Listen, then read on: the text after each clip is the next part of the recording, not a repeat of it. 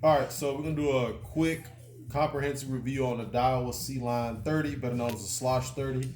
I bought this reel because a lot of people on the East Coast had it. I didn't know everything about it before I got it, so when I got to the store, there were a lot of things that kind of hit me off guard. I just want to share it with you, just in case you're in the market for one. This is nowhere near going to be a Tackle Advisors style review with a breakdown. I'm just gonna go over the main things that kind of threw me off so I can share that information with you. The first one is the Antireverse. It uses some kind of old school claw, so you get a lot of backplay. So if that's an issue for you, keep that in mind when you get the slosh, because no matter what, it's not broke. It's just a lot of backplay. Second thing is with the handle is this little T thing. It's kind of weird. I don't know how it's gonna fish. I mean, it's there. It's not too uncomfortable, but it just feels like a cheap piece of plastic. So keep that in mind when you're going for the slosh. The other thing is the click. The click cannot be turned off. It cannot be turned off. So if that bothers you, take that into consideration. I personally, I went with the Slosh 30. I'm going to catch fish, not participate in the casting competition. So I got 20-pound mono with a 65-pound shock leader, and I got plenty of line on here. The longest cast I've made so far, just testing it, was 138 yards. The reel seat's pretty sturdy, riveted on. It's got the clamp.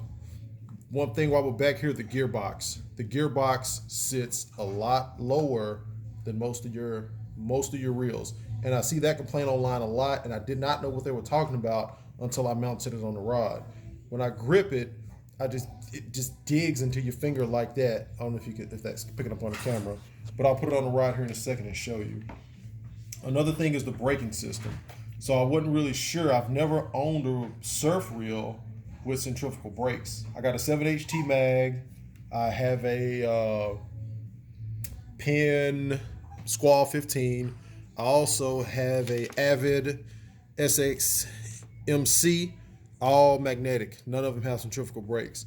But you always have to take these screws off, which I pre-loosened. But you always have to take these off to get to the brakes. The brakes, you get red and you get white.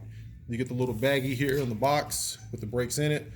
I had both reds in. It was a little too much resistance for me, so I'm going to go out tomorrow and test out red and white. But just know that the brakes don't come installed.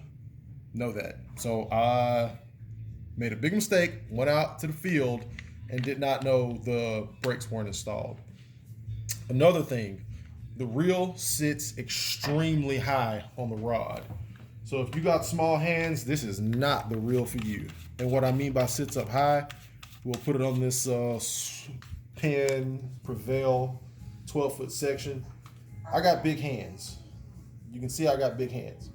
When I go to cast this reel, that I'm literally maxed out. And when I say the gearbox is too low, this is what I'm talking about. It's gonna hit your hand no matter what. I use football receiver gloves, which are sticky when I cast, so it helps me grip. But when I'm casting my Avid or my Daiwa or even my Penn Squall, I got all this meat is touching the spool. With this, it's no way it's not going to happen when you're doing a cast. So that's just a few things to consider when you're thinking about purchasing the Daiwa Sealine series of reel, click, handle. This is all old technology. People say it lasts long. The reel was $114. Can't complain about the price. The convertible handle, if you want to put it there and put a little more torque, you can. Personally, I like it where it's at. The reel feels good. It's faster than most of my other reels, which is good. You got this short throw release that they talk about. But the main thing, backplay. If you adjust your brakes a lot, you're going to have to carry a screwdriver with you. And if you drop one of these blocks in the sand, I'm sure it's going to be tough to get out. Other things you get in the box, you get the schematics, you get some instructions, you get some real oil. But for the most part, I haven't took it fishing. I've just cast it a couple times. Like I said, 138 yards, 2 red brakes, 6-ounce weight, 20-pound mono. So yeah, if you got any questions, leave a comment below. Thank you.